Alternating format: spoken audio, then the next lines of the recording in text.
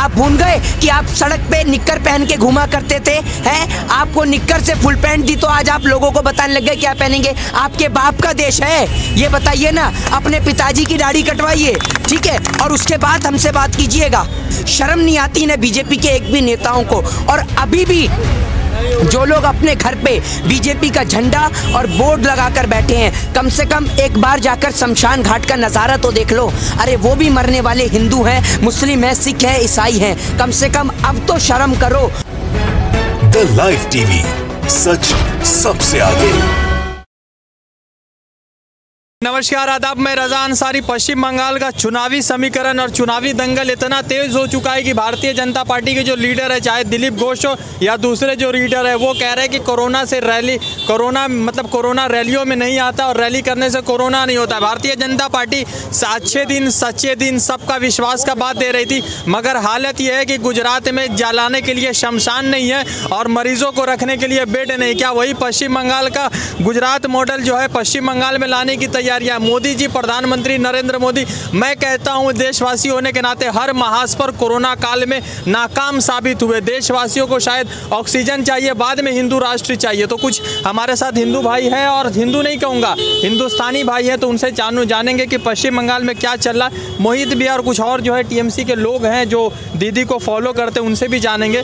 पश्चिम बंगाल का चुनाव है, मोदी जी इतनी लंबी बात कर रहे हैं, उनके लीडर कह रहे हैं दिलीप घोष की कोरोना होता नहीं है रैलियों में। ये भाजपा वाले खुद ही सबसे बड़े कोरोना हैं। इनसे बड़ा कौन कोरोना है पूरे देश में? ये खुद अपने आप में एक कोरोना है। अगर इनको शांत कर दिया जाए ना तो देश से अपने आप कोरोना खत्म हो जाए। अभी प्रधानमंत्री मोदी जी बंगाल का चुनाव खत्म होते ही फिर टेलीविजन पे आके रोना धोना शुरू कर देंगे। फर्क सिर्फ इतना सा है पिछले साल में और अब के साल में कि पिछले साल दिया, टॉर्च और मोमबत्ती जलवाई थी, अब की बार लाशें जलवा दी गई हैं। सिर्फ इतना सा फर्क है, बाकी कुछ फर्क नहीं है। शर्म नहीं आती ना बीजेपी के एक भी नेताओं को। और अभी भी जो लोग अपने घर पे बीजेपी का झंडा और बोर्ड लगाकर बैठे हैं, कम से कम एक बार जाकर शमशान घाट का नज़ारा तो देख लो। अरे वो भी मरने वाले हिंदू हैं, मुस्लिम हैं, सिख हैं, ईसाई हैं। कम से कम अब तो शर्म करो और कम से कम अब तो समझो, क्योंकि अगर अब नहीं समझा तो दोबारा समझने का मौका नहीं मिलेगा और हिंदुस्तान तबाह हो जाएगा। तो अगर हिंदुस्तान को तबाही से बचाना है तो आपको और हमें एक होना होगा। तबाही होते हुए भी तबाही नहीं दिखती, तबाह होते हुए भी तबाही नहीं दिखती। ये अंधभक्ति है साहब, इसकी कोई दवाई नहीं बिकती। ये अंधभक्ति है, समझ रहे हैं? अंधभक्तों को कुछ नहीं दिखता। पहली बात, हिंदू मुस्लिम सिख ईसाई नहीं चाहिए हमें हिंदुस्तानी चाहिए। I proud to be Indian. मुझे अपने आप पे गर्व है हिंदुस्तानी कहते हुए कि मैं भारत देश का नागरिक हूँ। और इससे बड़ा मेरे पास क्या टैग होगा कि मैं भारत देश में रहता हूँ और भारत देश का नागरिक हूँ?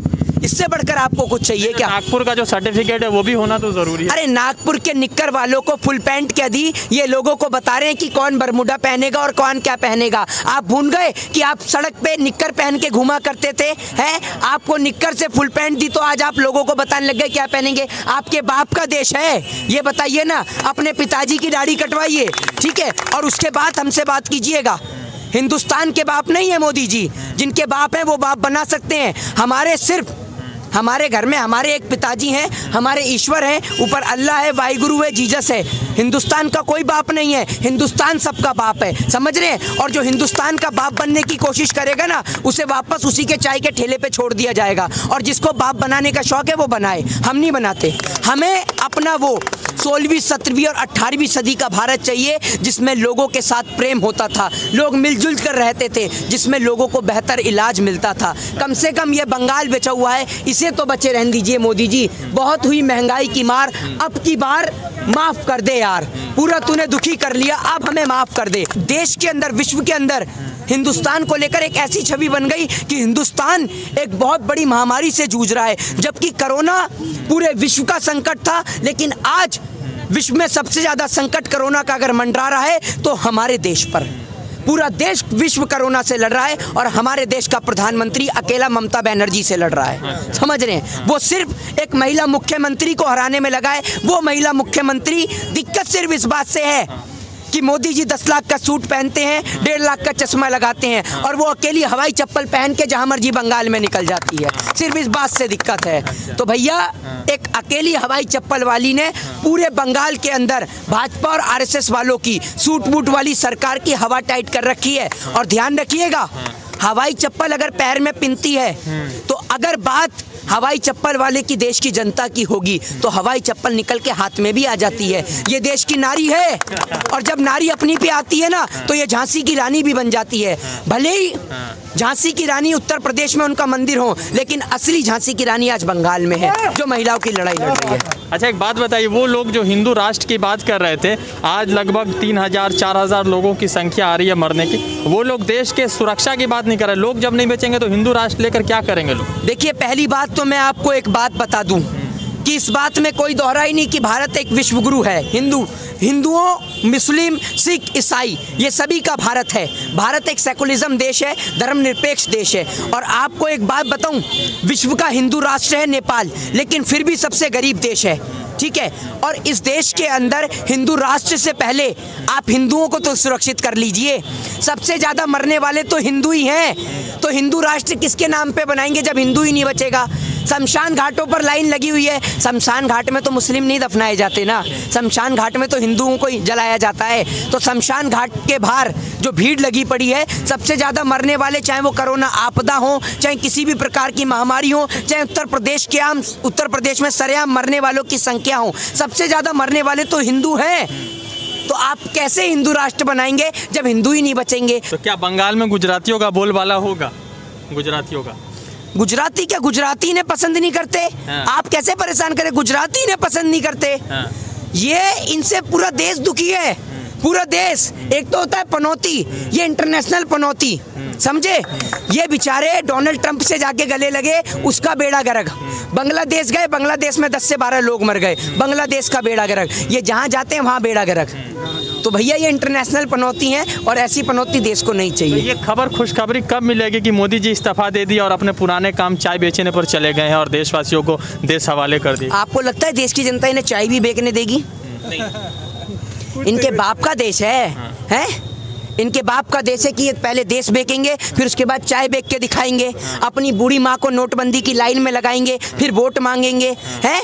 ये ऐसा बेटा है कि माँ से भी मिलने चलेगा तो पहले कहेगा एक बारी सेल्फी ले लूँ माँ तेरे साथ में, उसके बाद में काम करता है। ये फोटोग्राफर तो 24 घंटे साथ रहता है, इसके 24 घंटे पहले फोटो शूट, उसके बाद कोई काम। अगर किसी गरीब आदमी के तन पे कपड़ा भी डालेगा तो पहले फोटो शूट करा लेगा, पहले फोटो सेशन, उसके बाद कोई और काम।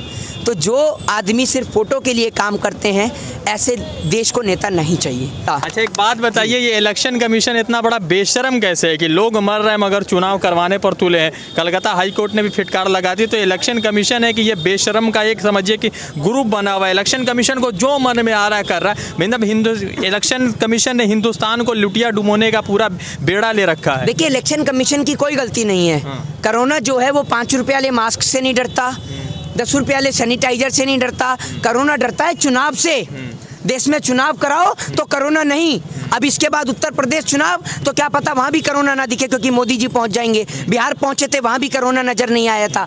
जहाँ जहाँ होगा चुनाव वहाँ नहीं आएगा आपको नज़र कोरोना, आप ये समझिए। कोरोना सिर्फ चुनाव से डरता है।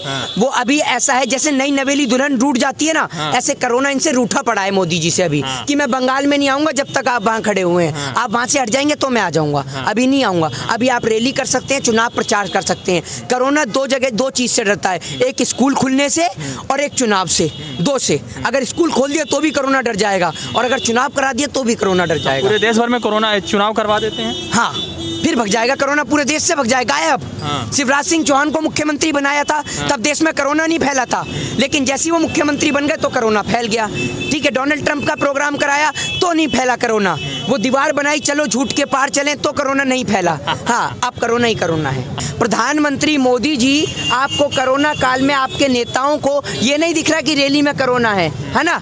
और अगर दुकानदार दुकान खोल दे तो भैया ये ऐसे डरते हैं जैसे दुकानदार सामान ना बेच के कोरोना बेच रहा हो, और नेता रैली ऐसे कर रहे हैं जैसे कोरोना ना करके कोरोना की वैक्सीन बांट रहे हों। ये ऐसे रैली करने में लगे हुए हैं। पूरे देश को कोरोना की आड़ में मरने वाला कौन है? इस देश की गरीब जनता, वो मजदूर जो रोज डेली पैसा कमाता है, अपना और अपने परिवार का पालन पोषण करता है। आज वो परेशान है, तंग है। और इस देश के लोग हावड़ा ब्रिज का नाम मोदी ब्रिज नहीं रखना चाहते। इस देश के लोग स्वामी विवेकानंद की भूमि का नाम मोदी भूमि नहीं रखना चाहते। तो इसलिए बंगाल के लोग मोदी जी को मौका कभी नहीं देंगे। यहाँ पर दीदी इज बैक, दीदी दोबारा आ रही है और बड़े बहुमत से। तिबारा होगा ना इस बार? हाँ, नहीं तिबारा आएगी। तिबारा नहीं, जब तक है तब तक आएंगी, जब तक टीएमसी है आएंगी, क्योंकि अच्छा काम कर रही हैं। समझ रहे हैं? जाएंगे तो मोदी जी डिसाइड उन्हें ये करना है सियालदह स्टेशन से जाएंगे या हावड़ा से पास पड़ेगा गुजरात। थोड़ा सा लोकेशन डाल के चेक कर लीजिएगा, हावड़ा से बेटर पड़ेगा या सियालदह से। जहाँ से बेटर पड़ेगा ट्रेन की टिकट कटवा देंगे और साथ में एक उस्तरा भी दे देंगे और उसमें 20 रुपये भी डाल के दे देंगे, क्योंकि अब रविंद्रनाथ टैगोर का सीन खत्म हो गया। अब आप उत्तर प्रदेश में जाके क्या बनेंगे वो डिसाइड कर लीजिएगा। मेरे ख्याल से इन पर दाढ़ी कटवाने के पैसे नहीं बचे हैं, क्योंकि देश तो पूरा बेच दिया। मोदी जी सभी कुछ बेच रहे हैं, तो अब शमशान घाट और कब्रिस्तान क्यों नहीं बेचते आप? सबसे ज़्यादा भीड़ तो शमशान घाट और कब्रिस्तान के बाहर है। तो अपने मित्रों को, अंबानी और अडानी को, शमशान घाट और कब्रिस्तान भी बेच दो ना, उसको क्यों रखना? एक नारा ये भी चल रहा है कि बहुत हुआ शमशान में लाशों का अंबार, बस कर दे मोदी सरकार। बिल्कुल, बस कहाँ से करेंगी, लोगों को मारने में लग रही हैं। और कितने हमारे लिए ये शर्म की बात है कि हमारे देश की सरकार जो पाकिस्तान में फ्री में कोरोना की वैक्सीन बांटती है, हमारे देश की दलाल मीडिया जो टेलीविजन पे दिखाती है कि कोरोना के काल में 19 देशों की मदद भारत ने की, अपने देशों में लाशों का अंबर लगा दिया, अपने देशों में लाशों का ढेर लगा दिया कि शमशान में लाश जलाने की जगह नहीं है। जिस हिंदू धर्म की बात करते हैं, 5 मिनट वहाँ लोगों को अंतिम संस्कार नहीं करने दिया जा रहा। तो क्या ये मोदी जी का भारत है?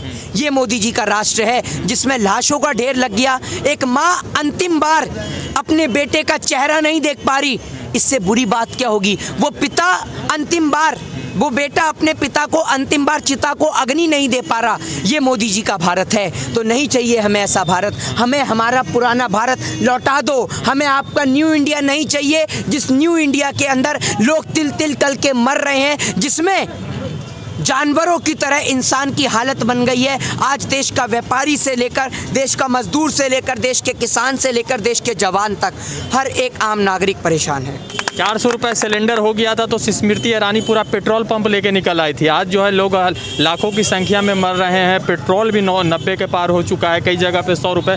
तो क्या ये मुद्दे नहीं है चुनाव के, सिर्फ हिंदू राष्ट्र और उसके बाद जो है हिंदू खतरे में है, हिंदू संकट में है, फलाना ढिमाका, यही सब चलेगा? देखिए, आप तो मोदी जी के हाथ धो के पीछे ही पड़ जाते हैं। हाँ। मोदी जी ने अंधभक्तों का कहना है कि ये फिट इंडिया कॉन्सेप्ट चल रहा है कि लोग पेट्रोल और डीजल के दाम इतने बढ़ा दो कि लोग बाइक कार चला ही ना पाएं, पैदल चलें और फिट इंडिया कॉन्सेप्ट को अपनाएं। ये अंधभक्तों की राय है। और ऐसा भी हो सकता है कि पतंजलि में गौमूत्र से कोई ऐसा एक्सपेरिमेंट हो जाए कि अब पेट्रोल डालने की जरूरत ही ना पड़े, गौमूत्र से ही गाड़ियां चलें। बाबा गौमूत्र से कोरोना वैक्सीन की दवा बना रहे थे, खुद उनको कोरोना हो गया। हाँ, आप ये देखिए ना, तो अब वो क्या पतंजलि का गौमूत्र पी रहे हैं या पतंजलि में जो तमाम तरीके के शहद बन रहे हैं वो खा रहे हैं? अरे आप पतंजलि का ड्रामा तो छोड़िए, पतंजलि दुनिया को आई ड्रॉप बांटता फिरता है, ठीक है? और बाबा रामदेव अपनी आज तक पूरी 2 आंख नहीं खोल पाए, एक आंख बंदी रहती है 24 घंटे उनकी, समझ रहे हैं? तो पहले अपनी आंख खोल लो, उसके बाद दुनिया की आंख खोलना। और आंख तो पूरी दुनिया की खुल चुकी है, समझ रहे हैं? सिर्फ बीजेपी के लोगों के अलावा, आरएसएस के लोगों के अलावा पूरे हिंदुस्तान की आंख खुल चुकी है। क्योंकि आज शमशान घाट और कब्रिस्तान के बाहर भीड़ देखकर लोगों को ये लग रहा है कि हिंदू खतरे में नहीं, पूरा हिंदुस्तान खतरे में है। और आज हिंदू से ज़्यादा बचाने की ज़रूरत हिंदुस्तान को बचाने की ज़रूरत है। क्योंकि अगर वतन रहेगा तो वतन में हिंदू भी रहेगा, मुस्लिम भी रहेगा, सिख भी रहेगा और ईसाई भी रहेगा। ये सिर्फ देश का प्रचार प्रधानमंत्री है जो पूरे देश में प्रचार करवा लो। मंत्री बारे के बारे में भी कुछ बोल दीजिए। गृह मंत्री का क्या कहना है? वो तो तड़ी पार है। हाँ, तड़ी पार हैं, जो समाज में रहने लायक नहीं होते, उनका क्या कहना है? क्या कहना है उनका? वो घरी घरी घर घर जाकर पर्चे बांटते थे, समझ रहे हैं? और आज देश को बांटने में लग रहे हैं हिंदू और मुस्लिम के नाम पर। तो ऐसे लोग देश को नहीं चाहिए। उनके बेटे हैं जय शाह, उनको क्रिकेट बीसीसीआई का सेक्रेटरी बना दिया, और जो जनता के लोग हैं या जनता के बेटे उनको दंगाई बन रहे हैं। इस हिंदू मुस्लिम लड़ाई हो रहा है, तो उसका बेटा कितना बड़ा क्रिकेटर था, ये भी तो सवाल है। तो उनके बेटे क्रिकेट खेले, आपने देखा नहीं है? देखा नहीं क्या आपने?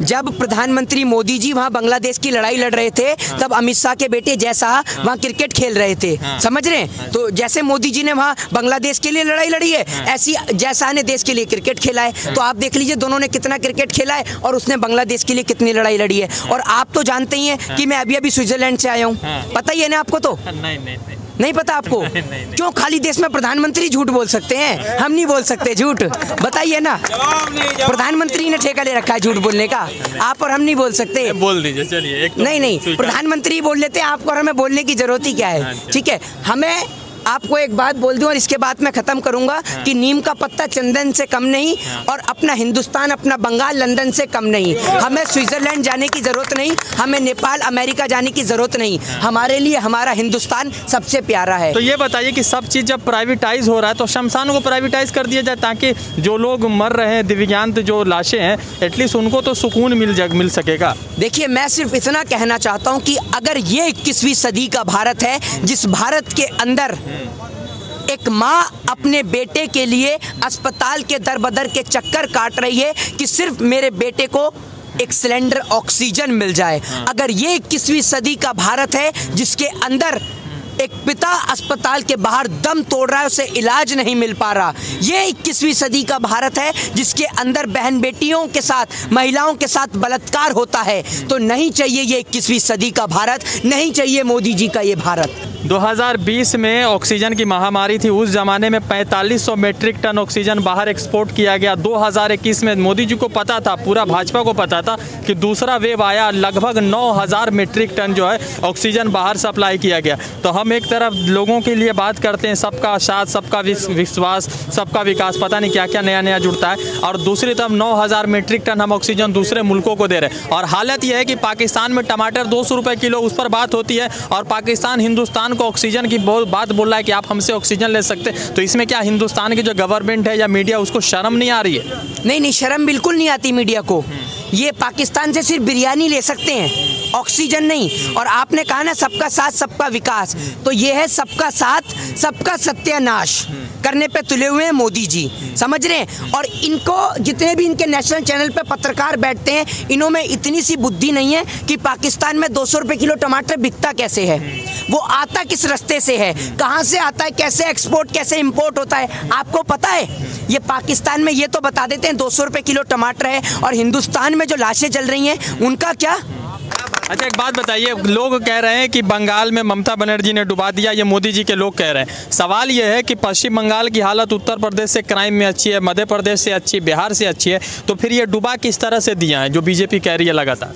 यहाँ अंबानी अडानी के हाथ में कुछ बेका नहीं गया ना। यहाँ पर जैसे योगी आदित्यनाथ ने स्टेशनों के नाम बदले, ऐसे दीदी ने स्टेशनों के नाम नहीं बदले ना, नए स्टेशन बनाए हैं, नए स्कूल और कॉलेजेस और अस्पताल बनाए हैं। और दूसरी बात, यहाँ बहन बेटियों के साथ बलात्कार नहीं हुआ ना, इनको तो तब मजा आता है जब देश के अंदर सरकारी संपत्तियां टूटती हैं, दंगे होते हैं, तब इनकी नज़र में देश ऊपर उठता है।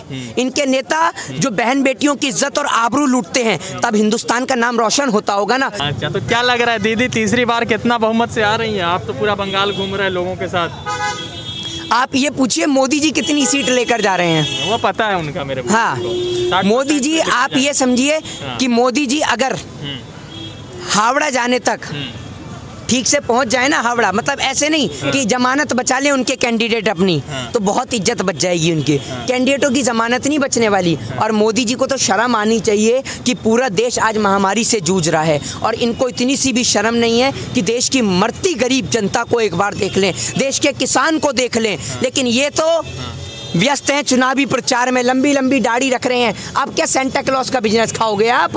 हैं 25 दिसंबर को सेंटा क्लॉज बन के घूमोगे? फर्क इतना है, सेंटा क्लॉज लोगों को गिफ्ट बांटता है और ये छीनने का काम करते हैं।